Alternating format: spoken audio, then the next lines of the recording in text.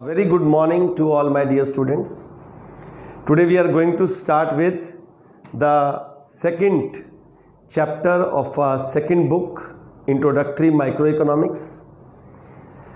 Already we have covered the first chapter, introduction of this book. अब हम इसका second chapter पढ़ने जा रहे हैं जिसका नाम है Consumers Equilibrium Utility Analysis. आओ अब हम एक एक करके इस कॉन्सेप्ट को समझें. सबसे पहले नंबर पे आता है कंज्यूमर कौन है. Who is a consumer. Consumer मतलब उपभोक्ता, जो किसी वस्तु का उपभोग कर रहा है, किसी वस्तु को, किसी गुड और सर्विस को कंज्यूम कर रहा है. वस्तु का मतलब गुड, सेवा का मतलब सर्विस.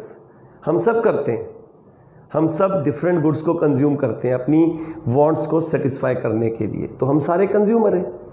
तो यहाँ पर कंज्यूमर कौन है? The one who takes the decision about what to purchase for the satisfaction of the wants both as an individual, अपनी वांट्स को, and as a member of the household, अपने परिवार की वांट्स को, अपने समाज की वांट्स को पूरा करने के लिए जो डिफरेंट गुड्स और सर्विसेज को कंज्यूम करता है उसे हम कंज्यूमर कहते हैं.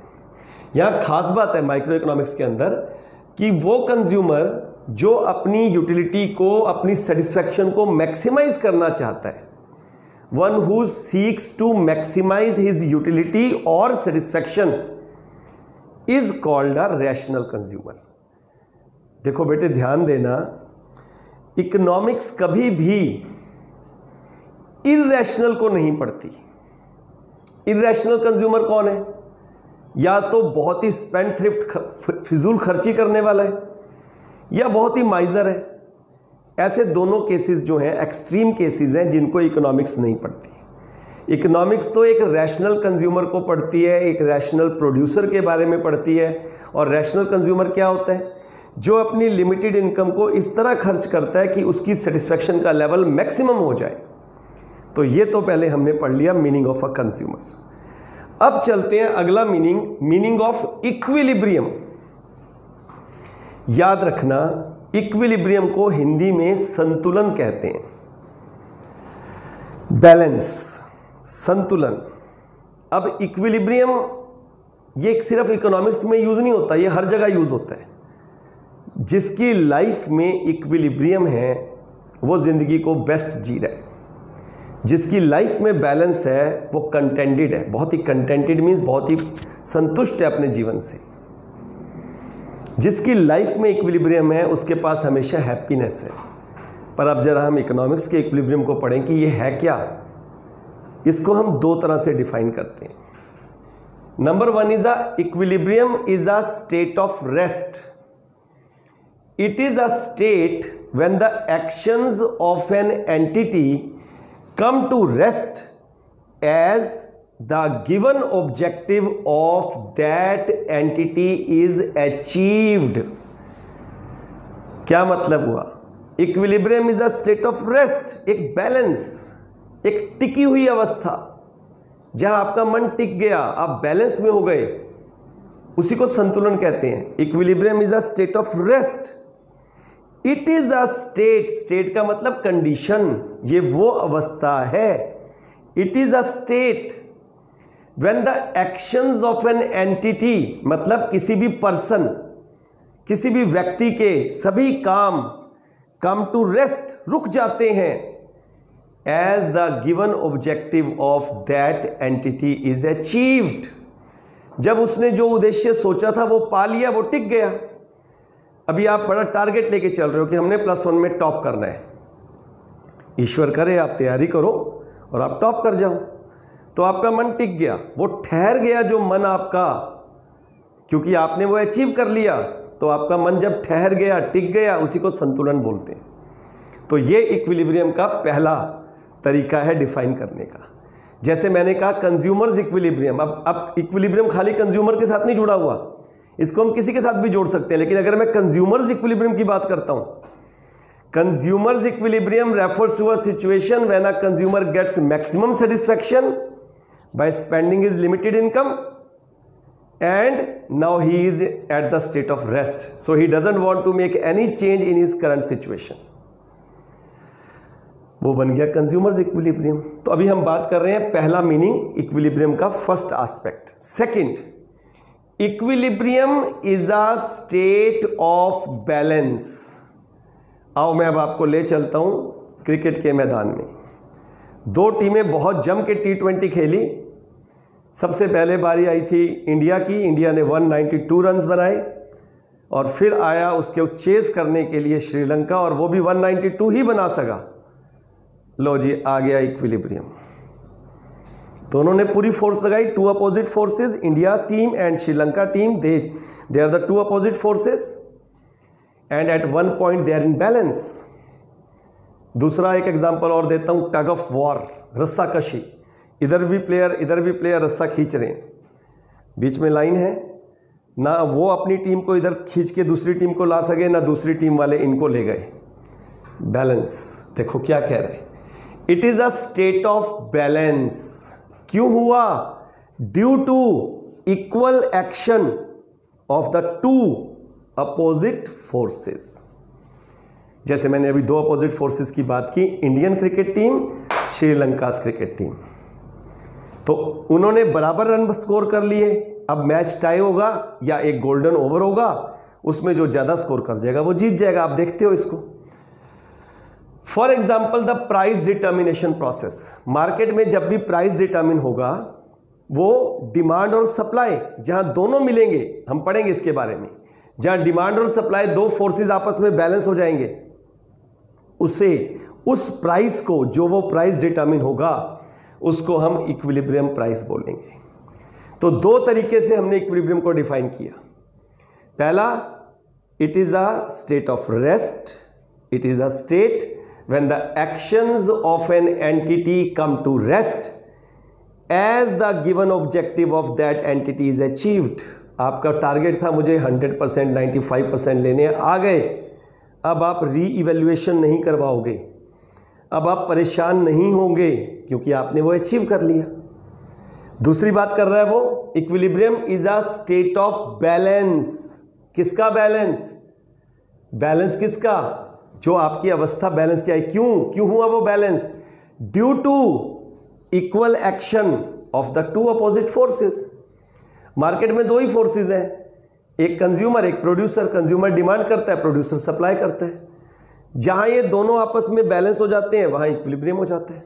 इसी को बोलते हैं प्रोसेस ऑफ प्राइस डिटर्मिनेशन. जो मैंने यहां लिखा है, price is determined at a point where the two opposite forces, that is market demand and market supply, tend to be equal. अभी हमने कंज्यूमर के बारे में समझ लिया, मुझे पूरी उम्मीद है आपको समझ आ गया होगा. फिर हमने इक्विलिब्रियम के दो एस्पेक्ट्स, दो डेफिनिशंस पढ़ ली. डेफिनेशन नहीं होता, डेफिनिशन.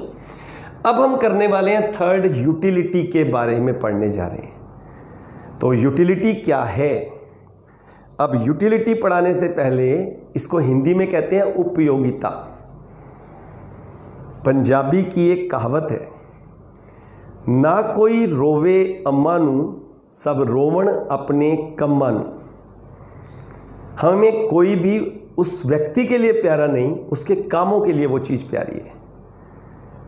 यानी अगर हम किसी को याद करते हैं तो उसके गुणों को, उसकी उपयोगिता को, उसके यूज़ को, उसके हमारे लिए किए गए उपकारों को याद करते हैं. तो यूटिलिटी क्या है? किसी भी चीज में हमारी इच्छा को पूरा करने की जो शक्ति छिपी है, वो उसकी यूटिलिटी है. देखो हमने शुरू यही किया. Utility is the want satisfying power of a good और सर्विस. मैं आपको ये लेक्चर दे रहा हूं, आपके सिलेबस में से है, आपके लिए यूजफुल है, क्योंकि आपकी वांट पूरी हो रही है. पर अगर एक 9th वाला इसको सुनेगा तो उसको नहीं मजा आएगा.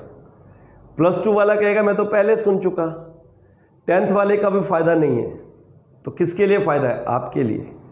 तो यूटिलिटी क्या है? आपकी इच्छा को पूरा करने की जो शक्ति है किसी भी गुड या किसी भी सर्विस में. ये मैं आपको सर्विसेज दे रहा हूं, सर्विसेज ऑफ अ टीचर. तो आपकी वांट सेटिस्फाई हो रही है, तो मेरी ये सर्विस आपके लिए यूजफुल है, so it is utility for you people. अब देखो वो क्या कहते हैं, it is a psychological process. अब एक साइकोलॉजिकल प्रोसेस है, किसी को लिकर पी के अच्छा लग रहा है, किसी को मिल्क अच्छा लगता है, लेकिन अच्छा तो मिल्क होता है, बट अब जिसने लिकर को दिमाग में घुसेड़ लिया कि भाई लिकर अच्छी है तो ले रहा है वो, लेकिन हालांकि उसको उसके आफ्टर इफेक्ट्स नहीं पता कि कितना नुकसान मुझे करेगा। तो यूटिलिटी एक साइकोलॉजिकल कॉन्सेप्ट है, ये व्यक्ति टू व्यक्ति अलग अलग है, हर एक की अपनी मनोवैज्ञानिक धारणा है। तो ये होगी दूसरी खास बात, it is a feeling which differs from consumer to consumer. अभी मैंने बताया किसी के लिए एक चीज अच्छी है, दूसरे के लिए नहीं अच्छी, तो कंज्यूमर टू कंज्यूमर ये अलग अलग है। और क्योंकि यूटिलिटी एक साइकोलॉजिकल कॉन्सेप्ट है, इसको मेजर नहीं किया जा सकता, फिर भी इकोनॉमिस्ट ने एक इमेजिनरी मेजर बनाया जिसको नाम दिया गया यूटिल। और यूटिल का मतलब उन्होंने कहा अगर मैं किसी चीज पर 1 रुपया भी खर्च रहा हूं तो मुझे उससे कम से कम 1 यूटिल मिल रही है। जिस चीज पर मैं 1 करोड़ खर्चने को तैयार हूं तो मुझे उससे 1 करोड़ यूटिल्स मिल रहे हैं। So to measure it, the economists they use an imaginary measure called util। और ये जो मैं बोल रहा हूं इसको मेजर करने के तरीके को बोलते हैं कार्डिनल मेजरमेंट ऑफ यूटिलिटी, जिसको कि एल्फ्रेड मार्शल ने इंट्रोड्यूस किया। इससे अगला चैप्टर हम पढ़ेंगे जो इसमें इंडिफरेंस कर्व, वो ऑर्डिनल के ऊपर डिपेंड करता है। तो अभी फिलहाल मैं इतनी डिटेल में ना जाकर सिर्फ आपको टू द पॉइंट बात बताऊं। कार्डिनल मेजरमेंट का मतलब होता है जहां यूटिलिटी को हम नंबर्स में, कि कितनी यूटिलिटी 10 यूटिल्स, 20 यूटिल्स, 1 यूटिल, 5 यूटिल, ये उसको बोलते हैं कार्डिनल। तो यहां पर देखो वो कहता है it is assumed that 1 rupee equal to 1 util, it is called cardinal measurement of utility and introduced by Alfred Marshall. ये खास बात। अब यूटिलिटी को हम 3 टाइप्स में डिवाइड करते हैं। 3 अलग अलग कॉन्सेप्ट्स हैं यूटिलिटी के, इसको टाइप भी कह लो, इसको कॉन्सेप्ट्स कह लो, एक ही बात है। अब पहले हमें इसके लिए एक हाइपोथेटिकल टेबल लर्न करना पड़ेगा। अब आप कहोगे सर टेबल लर्न करना पड़ेगा, हाँ करना पड़ेगा बेटे, उसके लिए आपको कोई क्रैमिंग नहीं करनी, मैं आपको लॉजिक समझा देता हूँ। ये स्केड्यूल या शेड्यूल या टेबल कैसे बनाना है। पहला कॉलम हमेशा वर्टिकल होता है, इसमें 3 कॉलम दिख रहे हैं आपको, कॉलम 1, कॉलम 2, कॉलम 3। पहले कॉलम में units of good X consumed लिखा हुआ है, units consumed of good X, total utility of X in utils, क्योंकि हमने पढ़ा है 1 rupee equal to 1 util, marginal utility of X in utils. अब आपको काउंटिंग आती है तो पहले कॉलम में तो 1 to 6 काउंटिंग लिख ली, 1 2 3 4 5 6। अभी सेकेंड कॉलम को लर्न करने की जरूरत नहीं है, आप थर्ड वाले को लर्न करो, 4 3 2 1 0 -1, बस ये लर्न कर लो, 4 3 2 1 0 -1। अब क्या करना है, इनको जोड़ते जाओ, आपने अब TU आ जाएगा। देखो 4, तो पहले तो 4 + 3 7, 7 + 2 9, 9 + 1 10, 10 + 0 10, 10 - 1 9। लो शेड्यूल याद हो गया। अब तीनों कॉन्सेप्ट इसी से पढ़ेंगे। कॉन्सेप्ट नंबर 1, इनिशियल यूटिलिटी, प्रारंभिक उपयोगिता। जैसे ही मैंने पहली यूनिट कंज्यूम की तो मुझे कितने यूटिल मिले, है तो इमेजिनरी है लेकिन हम इसको मेजर तो कर रहे हैं ना। So the utility which we derive by consuming the first unit of good X is called initial utility. Example दिया, by consuming first unit of good X consumer get 4 utils, it is called initial utility. Utility derive from the consumption of first unit of good X, for example 4 utils. अगर यह 10 यूटिल होता तो 10 utils हो जाता। अब चलते हैं सेकंड, टोटल यूटिलिटी। टोटल क्या होता है? Total aggregate of the utilities, सबका sum total. Aggregate of the utilities derived from the consumption of different units of good X. पहले से 4 मिली, दूसरे से 3 और तो एग्रीगेट हो गया 7, फिर 9, फिर 10। तो इसका मतलब टोटल यूटिलिटी किसका समेशन है? मार्जिनल यूटिलिटी का। Total utility is the summation of marginal utility. जितनी जितनी MU बढ़ती जाएगी आपकी, उसको ऐड करते जाओगे TU आ जाएगा। देखो करके देखो, 4 + 3 7, 7 + 2 9, 9 + 1 10, 10 + 0 10, 10 - 1 9, ये आ गया। अब बात करते हैं मार्जिनल की। क्या होती है मार्जिनल? सो मार्जिनल देखो जरा, इसको क्या बोलेंगे? मार्जिनल को सीमांत उपयोगिता, इनिशियल को बोलते हैं प्रारंभिक, टोटल को बोलते हैं कुल, एग्रीगेट, और मार्जिनल मतलब सीमांत, मार्जिन, गैप। एक और यूनिट को कंज्यूम करने से टोटल में कितना चेंज आया, addition made to the total utility by consuming one more unit of good X is called marginal utility। ध्यान से समझो, एक और यूनिट को कंज्यूम करने से टोटल में चेंज आया 7 - 4 3 का, एक और यूनिट में चेंज आया 2, 10 - 9 1, 10 - 10 0, 9 - 10 - 1। तो ये बन गया हमारा क्या? Marginal utility. It is the addition made to the total utility by consuming one more unit of good X, that is. अब इसको देखो, दो तरीके से फाइंड करते हैं। एक तो total utility of next minus previous, 7 - 4, 9 - 7, 10 - 9, या change in TU upon change in unit consumed, 3/1 3, 2 again 1, 3 - 2 1, 2/1 2, 1/1 1, 0 something 0, and -1/1 -1। ये हो गया, तीनों फॉर्मूले हमारे हो गए। इनिशियल मैंने बता ही दिया, टोटल का फॉर्मूला हो गया MU1 + 2 3 this summation of MU का तरीका मैंने बता ही दिया आपको, 7 - 4 3, 9 - 7 2, 10 - 9 1, 10 - 10 0, 9 - 10 -1। और आपको ये भी बता दिया ये स्केड्यूल कैसे लर्न करें लॉजिकली। तीनों टेबल आपके जो है कॉलम है इसमें। तो उम्मीद है कि आपको यहाँ तक समझ आ गया होगा। अब हम इसके बाद अगला टॉपिक कंटिन्यू करेंगे, लेकिन यही रिक्वेस्ट, हर वीडियो को ध्यान से देखो, सुनो, उस पर कमेंट करो, उसे लाइक करो और शेयर करो, और इसी लगन से पढ़ते चले जाओ। God bless you all.